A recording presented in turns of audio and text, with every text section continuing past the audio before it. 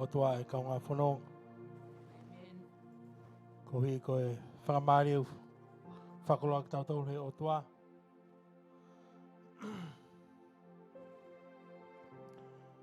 Whawhita, kokol peke kamata ake te ahu ki ngau he a koni a katau worship ki he o toa.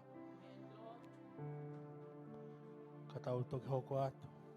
Ai mai pēki fo hiwa ta. Whawhita.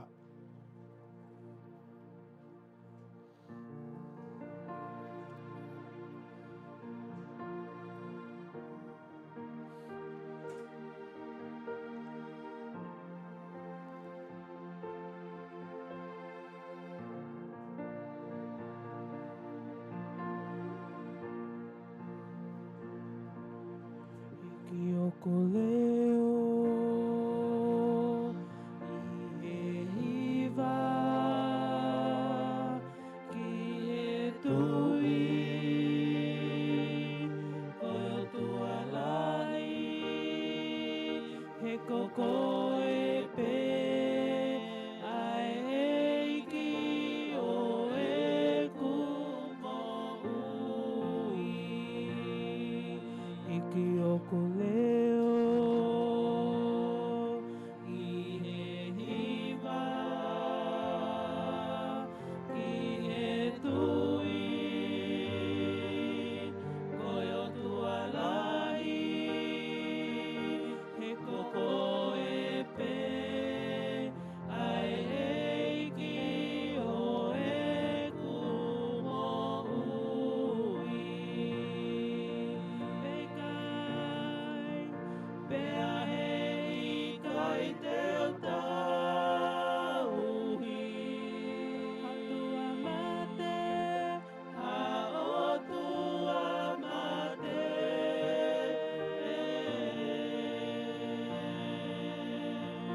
He koko e pea homu O whaanga hoku lau mali Te uhiki pe o huafa I e whakawhetai Pea e I kai te o tauhi Ha o tua mate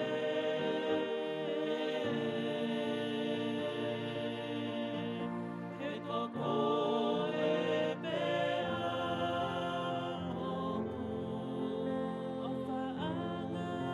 O whaanga hoku lau mali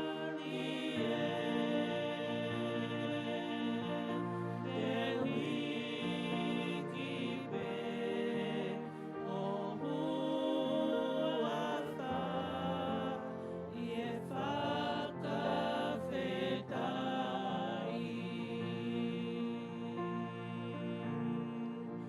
Te uhiki pe o huafa I e whakawhetai Whawhita. Kokol peke whaatau lotu e tamai mafi. Mawha o ke au aho a Fiona I he whiawhikoe ni. Ke whaiha hako pe mi he wholowholo aho a Fiona. He kohonu ngau panaki ai hoko mai a lau mari aho a Fiona. Ke mamani ko ni. Paugai e ngahi mea o whakaamu ke ai aho a Fiona ke whakamahino ke o kakai. Whekau akpa mo e Kuonga Faka'osi. Io sisu. Kai e toko lahe nau kei muno ape e nau whanonga mo nau mo'ui. Mo'oni. Ko hi ko kai ke nau ilo ai palani pa mo ngahi whakotutu. Aho a Fiona. Ke mamani ko ni eki. O mai mo e lau mari aho a Fiona. Ke hoko mai o lau mari o tataki mautoro mo ave ai wholowholo o ke anga tuku o kuloto. Ko hi pe koe kakai aho a Fiona. Maho whafoke ngahi lang. Pa mo ngahi koloria ko toa pe ke lang ia pe aho a Fiona. wafa sisu kalaiska ko mafa mui. Amen. Amen. E ka ngā whanonga ko whawhetai lahi ki he o tua. Ko hinga pe ku whakaamu ke whaiha ako ki he whekawakpa mo e kuonga whakaosi ko hono hinga ko e tuku mau pe he lau maria e o tua ki a te au ke whai muaha ki whakamahino whakawholofola pe pehe whoki ki he tukunga o tau iai i he ngahi ako ni whekawakpa mo e kuonga whakaosi. Pa ko uhinga taha hono tuku he lau maria ai o tua ki a te au ko uhi ko e lave ko e kuonga whakaosi ki he tawhaaki whakateknolosia. Oni. Pa ko uhinga e ku hono o mai he o tua ke lea ke he kuonga whakaakpa mo kuonga whakaosi ko hono i ngā e mea ngā ue aki e setane pe ko e puleanga e whakapouri ai tawhaaki whakateknolosia ai au koutui o kai e toko lahi o kui kai ke nau fu ilo ke he tawhaaki whakateknolosia ka kohinga i hono o mai au i he otua au koutui i he kuonga koe ni. Oni. Pea ne pehe o whaamu ke he ngahi ako ni te hanga whakamala ala a ngahi mea o e kuonga whakaosi. O whakate whito pe ki he wholofola ai o tua, pea toe whakate whito pe ki he kuonga koe ni o ta whanonga ai. I ka ngata ai o ko whaamu ke hanga o mai ai uhinga e wholofola, whekau akpa mo e ngahi lau ki he kuonga whakaosi. Pea i kai ke ngata ai te hanga lewa o whenga ke whakawhihoa naki ai ngahi mea o ku rotonga hoko i ho tau kuonga o whakatatau pepe mo e lau ai wholofola. Pa te u ngawe aki ai ngahi lea whakateknolosia pa hanga o ki whakamatala atu ai ta whakateknolosia pa ko tui lahi e mea ngawe aki e he setane ke whakakato aki e ne ngahi asenita. Pa ko hinga ia whakaukau ke whai haako whekawakpa mo e kuonga whakaosi. Peane pehe tuku mua ke ki whakahaa tu au kia te ki mō tōru. E anga e ku whai whanonga mahi e ku mō ui o au mai ki he ahako e ni. Ko hingoa ko Mataele Pulu tu laktau. Nai hanga he o toa whakoloa ke au ha whainga maari ke hoko atu e ku ako i he university. Pea lawa ai ke mauai e ku matai tohi e ta whaaki o e computer. Pea osi pe koe e ku wako koe e ta whaaki computer ne te hanga he ki o whakoloa ke au hanga aue ke u ngā aue ai i he ta whaaki o Telstra i Australia ni Meripoani i he taulahi. I he ta whaaki pe o e whaupolo kalama. Pea osi ngahi tau koe ia pa te hanga e ki o whakoloa ke hawhenga maari e ki o alongawe i tonga i he tawhaki o TCC aia ne ngawe ai i he tawhaki pe koe o whaupolo kalama. Pea whaia te nofo i tonga pa mo ki whamiri pea hanga e ki o ui au ke toi whoki mai ki Australian. Pea lea lewa ai o tua o ne ui au ke tawhaki whakalau maari e. Pe he nofo ko i Australia ni nau toe mau whenga maari ai ke alo o ako ki he tawhaaki whaka wholofola. Aia ni umawai e ku graduate diploma in theology. Pako hinga e ku lawe ke ngahi tawhaako ia e kau ngā whanonga o kako pehe ko ku whiha.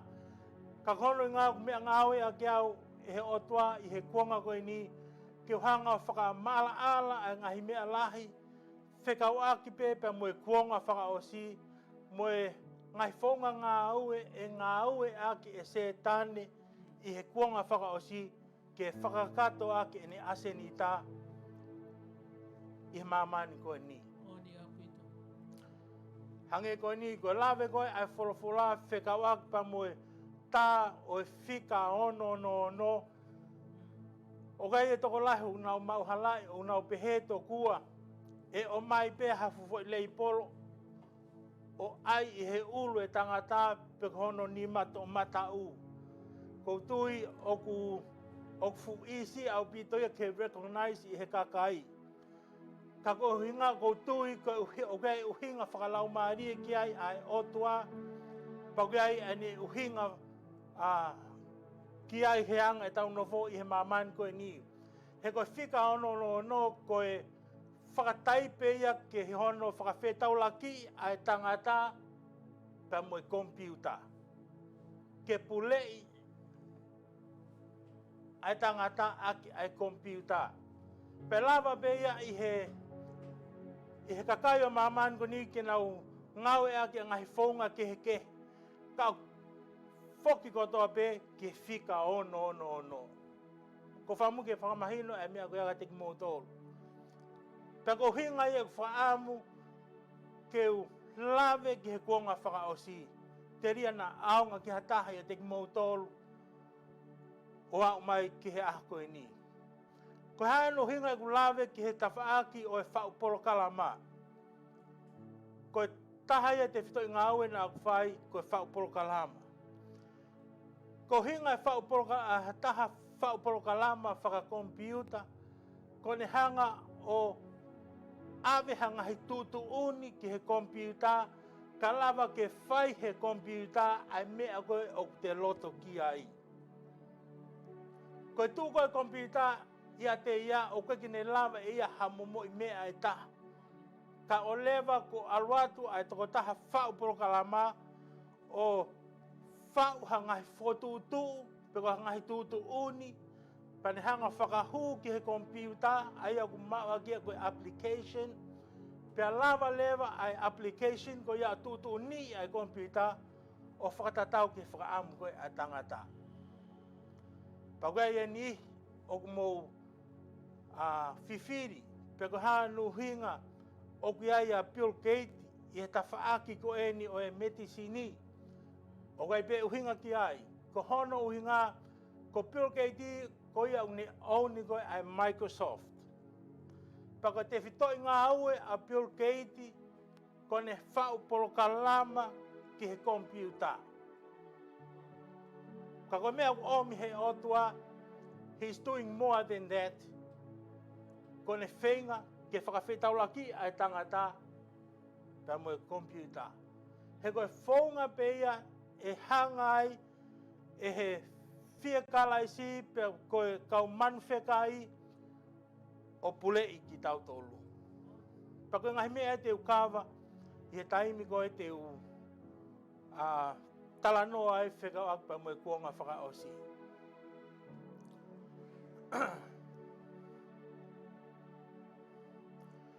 Ko hano hinga lewa e kwhia lawe ki he kuonga Faka'osi. He kohono hinga o koutui o tau whanonga e kau ngā whanonga I he kuonga ko ia. Pau kwhia mau ke mō mahi noi. Oni au pito. Au pito. Ai kuonga ko ta whanonga I.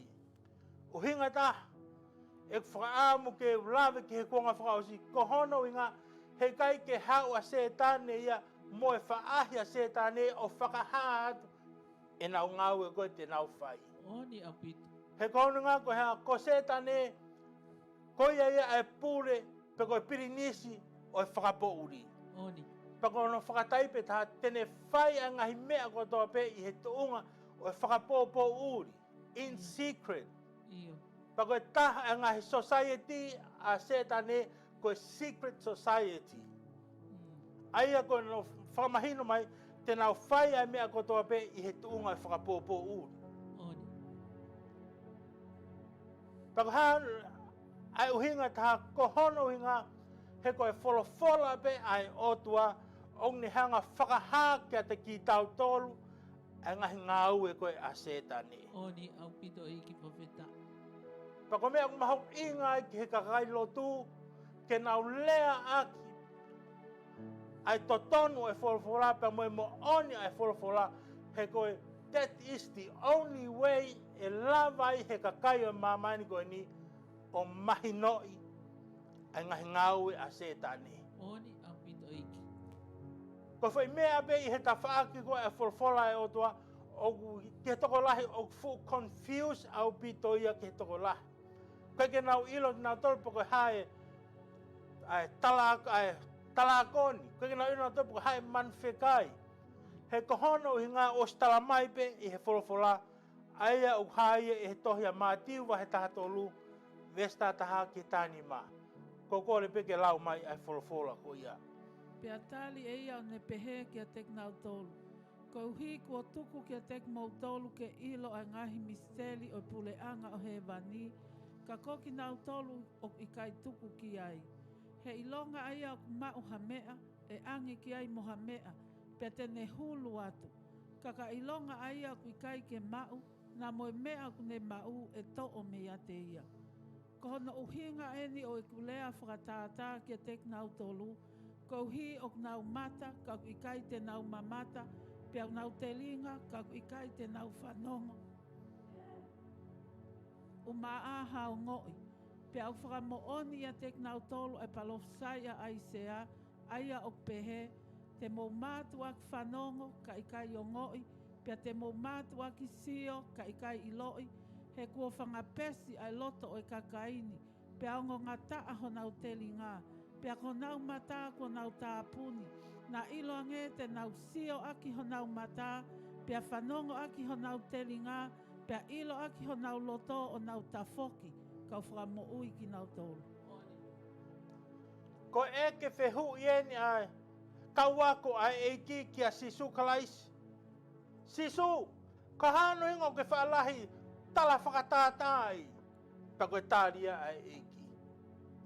Ko tāria eiki, ku hanga he au kai ke ilo e mamani ia, ai ngahi ngau e koe, ai ngahi misteri o he vani. Taha koe whahinga ka kaipe te nau iloi, koe taha o ku nofo mau ia sisu kalaisi.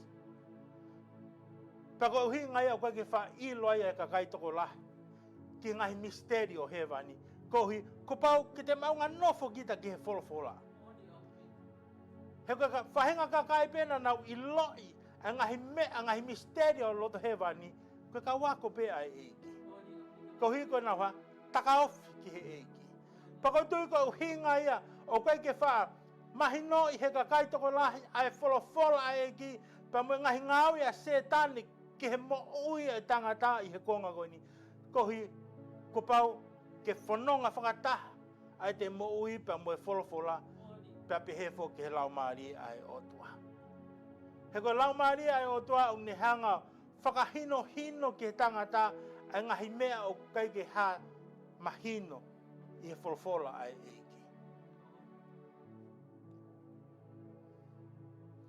Pako hinga taha o ku whaam ke whakahātu whekakpa me Kuonga Faka'osi o te hāpe whakahā taha tolu vesi hiwa. Mo whanonga mai ki ai.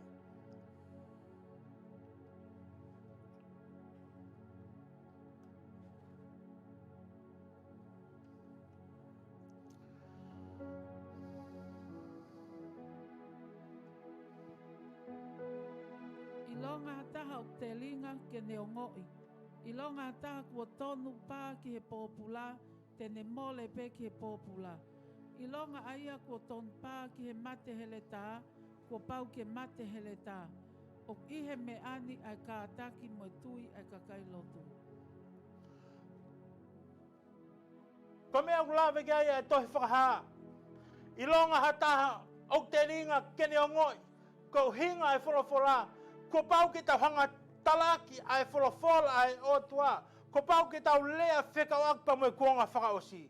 Kai ki tau lea. O pehe wholawhola. Ilonga ha taha. Ko tonu pā ki he pōpula. Tene more pe ki he pōpula. Ilonga ha taha o ku kai tene lea pe o ku kukuta pe hono loto a ngahi mooni whakai o tua whekauakpa mo Kuonga Faka'osi. E more pe ai toko taha ia ko ia. Pako koe o ku ke longo ki he mate. O here tā, ko pau pe ki he mate mo koe here tā. Ko ngā koe ha, koe kai ki tau tala, Angai mea o teu ke hoko i he kuonga whakaosi e ka ngā whono. Pako uhinga ia ta. E whakaam ke whakaha ka te mo tolu whakaokpa mo i kuonga whakaosi. Because you will pay the price. Ona ke pehe o ku ke whakalongolongo pa te ke hao. Ko lau ia e wholofola. Pako manatu ia e lea koe a mote ki ai ka e seta. Kuine e seta. Kai ke lea. E hanga o toa mai whakahaofi ano kakai. Ma whonua ke. Ma taha ke. Kako koe pa moau. Te ta au. Ko hui ko ta whakalongolongo. Pako tiki koe whakaamu ia ai otua. I he kuonga koe ni o ta whanonga i e kaunga whanonga ke ua te talongo. Ko hui o kou ilo kei e kakai unau whakalongolongo. Ko hui ko nau tairiri nau tolu ia hono kape i ki nau tolu. Pako e whahinga unau whakalongolongo koe nau iri fia. Pako e whahinga unau whakalongolongo. Ko hui ko no whakawhepaki i ki nau tolu. Nau peheu tau hanga tuu ki he pole anga. No, we are just standing in the word of God. Ki he mo oni pa mo i to tonu ai wholofola ai otua. He kai e eke ai toto ko ia kia te koe pa mo au e he otua. Whawhita. Pene pe e kamata ke wako e he whiawhiko ni ko haia setane. Ko haia a Lucifer. Ko setane ko lau maria o whakapouri. Ko ia ai pirinisi o whakapouri. Ko e tahaia o ai angelo tuki mua ai otua.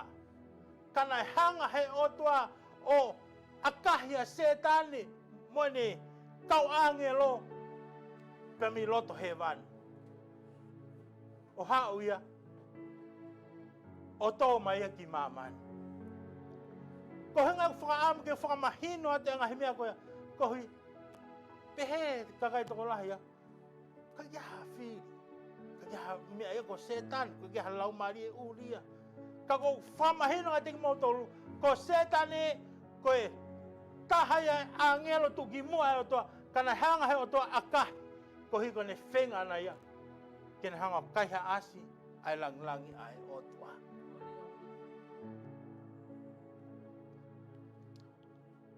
Pea whai atu koe, ai whai whanonga mai, ai wholofola ai otua. Whakaukau ai otua, ke le hanga whau, ai whai mamani koe ni. Pea le hanga o ngauhi ai tangata, au raki matua a iwi pea mo a tama. Pa koe ni ai laiseni ki te nofo i he mamani koe ni. Ko whambike mo whawhanonga mai he iku pe ki he Kuonga Faka'osi. Ngau he tangata, koe tangata ko fo i lau maari. Nofo i he sino kakano. Pea kui ai hono ongo anga. Feelings, we have feelings. Pa koe whahinga kakai ko ia, ok maulai seni ke nofo i he mamani koe ni. Amen? Fo i lau maari e, nofo i he sino kakano. Pa kui ai hono ngahi ongo anga. That's us. Pako ki tau tolu, o tau maulai seni ki mamani. Ko setane, ko fufo i lau maari e atatape. O whakapouri.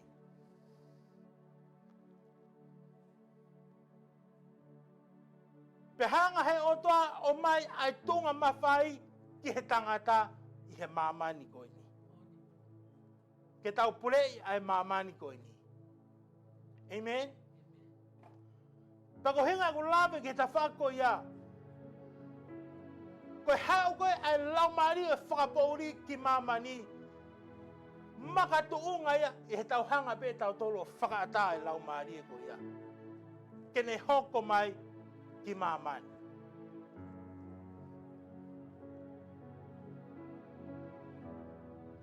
Tuma kau toi ai atu. Ko koe pa moau, ko ki taua, o ta pure ki he foi mamani ko ni. O mai pe mi he otua. Koe mawhai whakai o tua ia. Ta koe hoko mai koe anga hilau maari o whakapouri ki he mamani. Ko pau, ke ta hanga tau a whakaata. Pea koe uhinga ia o whaalawai ai lau maali o e whakapouri o hoko mai ke fwoi mamani koe ni. Koe koe hanga pehe tangata o whakaata. Amen? Ko whaamu ke mahino uhinga koe ka teki moto. Hanga pehe tangata o whakaata. Pako taimi koe whakaata he tangata hoko mai lewa a se tani wala se ia. A iwi pa mo atam. I believe na hanga he ngata ia whakaata a se tan ke ni mea ngau e aki. A hono sino kakano. Aia koe ngata ia. Pako taimi ia na e whonu palo pale mai ai fui mamani koe ni. He taimi koe na e tō ai raki mātua ke tuunga e angala.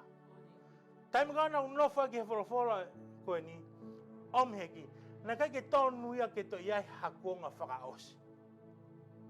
Ka koe uhinga pēta ko pau ke tau fou ai Kuonga Faka'osi koe fwoi tō koe a raki mātua. A iwi pa mo ātama. Ka koe uhinga ko pau ke ta awai ke tuunga Kuonga Faka'osi kone whenga ai o toa ke hanga whakakaanga ai ngā ue ko toa pe a se tani fui mamani koe ni. Pako tiu mo whawhihui, ko hano hinga te hoko mai a si sukalaisi. Ko hinga te hoko mai a si sukalaisi ki mamani, ko hipe ko koe pa moau. Pe kai ke ngatai, kene hifo o tohoi ai foi ki pe mi loto he desi. Pako ia te ia foi ki ko ia. Pako ia haoni une te hanga ia fuaki a te koe pa moau ai foi ki ko ia.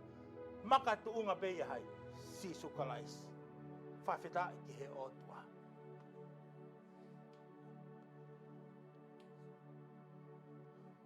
Mahino lewa heku whakamatala ko hanga o atu e ka ngā whanonga. Ko ki tau tolu tau hanga whakata ai ngahi lau maari o e whakapouri ki maman. Hanga whewhe, whakata ia ke humai e ngahi hiwa whakamaman. Tau hanga whakata ia ke ne humai e ngahi whaiva keheke. Tau hanga whakata ia ke humai e ngahi mea vaenga e kau le ka.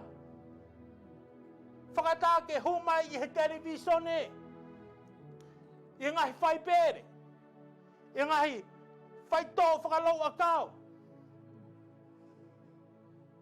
Pako tui, koe mahau inga ia e kau ngā whanonga. Ke ta mahino ai whaunga o access mai ai a setan. Ke whamiri. Kia te koe pa moau.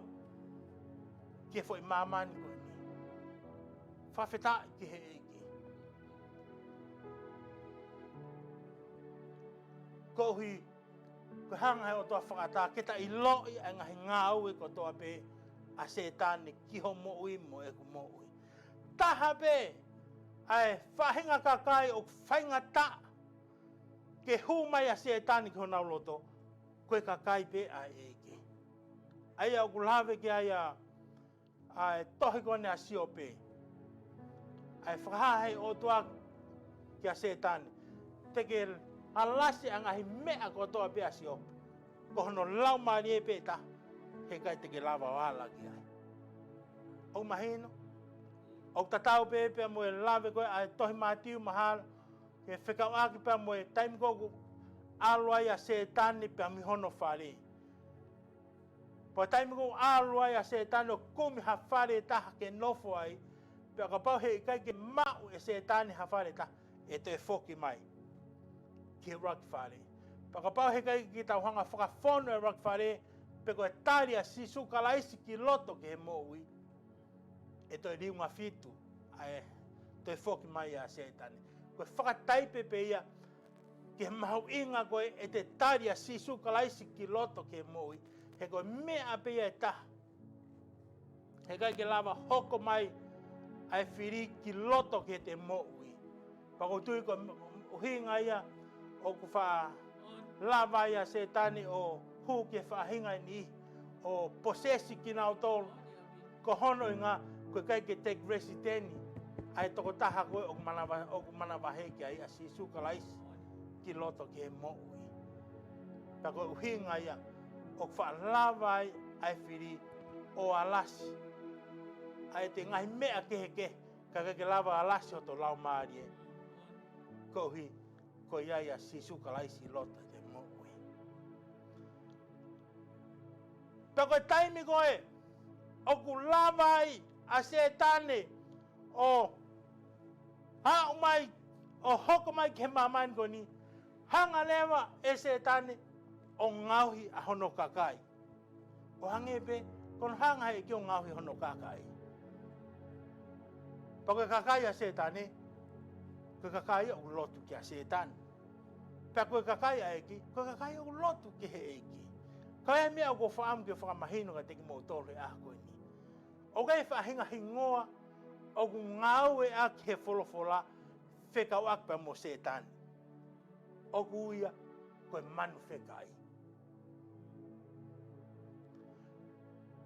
Ko hinga manu whekai i he lau koe a tohi whakaha koe uhinga ia ki a whanua. Pea i he whanua koe ia o kai hono kakai. Pakapau te mau sio ki he mo lau hifa ai tohi whakaha te mo lava ilo ai na e wei ai manwheka ia ulu walu, ulu whiha. Ko hono uhinga ngahi ulu koea whataipe ke kau taki. O nau lotu koe ki a setane. O nau ngau e whakataha ki he talako ni koia ia ko setane e talako ni. Pau ulu, mahalo ulu, kaki ilo pekula whiha no ngahi ulu. Ka koe taimia ko o tuu whakataha mai ai ai ngahi pule anga o ulu ai a se tane he kautaki o nau tuu whakataha. Ta koe tawe inga lewa ai whiri kene hanga ngahi manu whekai. Kakai o nau tari ai ngahi tutu uni pa mo ngahi whotutu ai whiri. Pako whaamu ke whamahino atu ia. E lawa pe ke ui koe ko man whekai. Pe au koe man whekai. O ka pau, o ta nofo taua o tari ai ngahi ha. Mau mea tokoni a setane.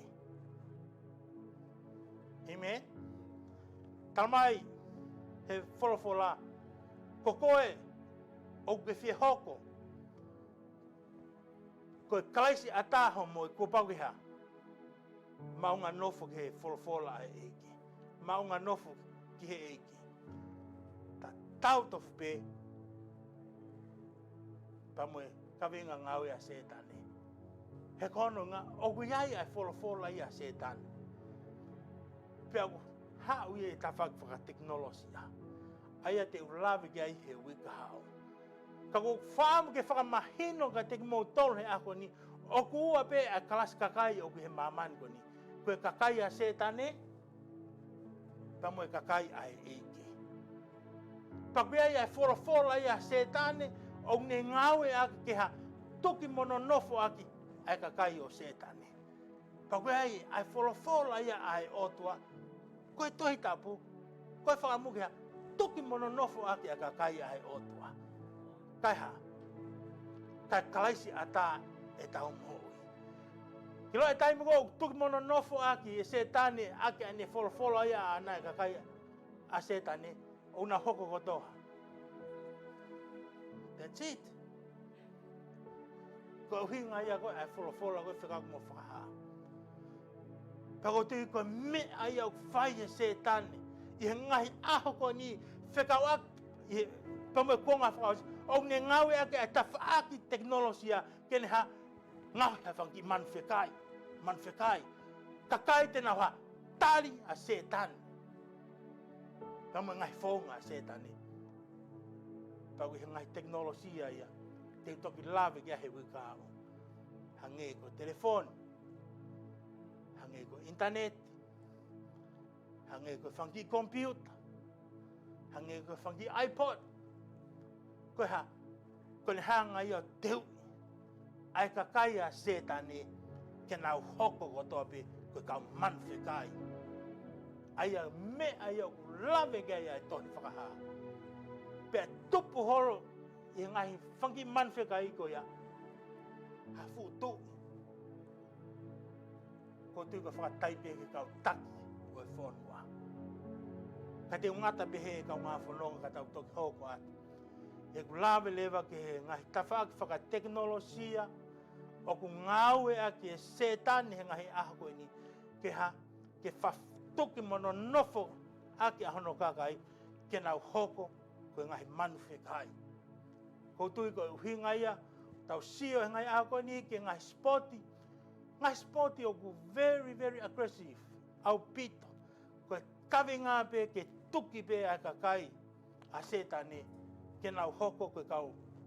Kakai hanga mālohi, hanga whita, he talamai he Kuonga Faka'osi, e tu ai whanau ke mātou. Koe whakatai pe ia, ai ha, fu lau marie, koe ngai manwhekai. Koe a bea ki tako i he whiafko ni ka tau toki hoko a. Kokore pe ki whatau loto. Tamai, mahau ki ho awhiona, pa mau ilo lo loto, ai ngahi kawei ngai whiri ke mau moe. Kau mau whawhitai, paki hanga o mai, paki hanga whuaki mai, ho aloto whpeta. Koe whakamāsila ia e mau moe. Ke mau hoko e mau moui o klaisi ata o hangi koe whaamu a o awhiona. E ki hanga mua o tuki mono nofu a ke wholawhola ko vai vahe ko kakai e ako ni. Ka lawa ke nau i lo i a ngahi mea to tonu ke nau whai i he kuonga mahu inga koe ni. He ngā koe whaamu a o awhiona. Koe ki whaamu ke more hawhi lau mari e ta. Pa me pureanga a o awhiona. Kau kai ke nofonoa ai whiri hataim, kau ne whanonga horo hange ha fulaione ngunguru, ko ne kawe ngābe ke ne wholofua pa ne hanga whakaauha e ka kai a ho awhiona. E ki mau whamalo at ko hiko lau maari a ho awhiona.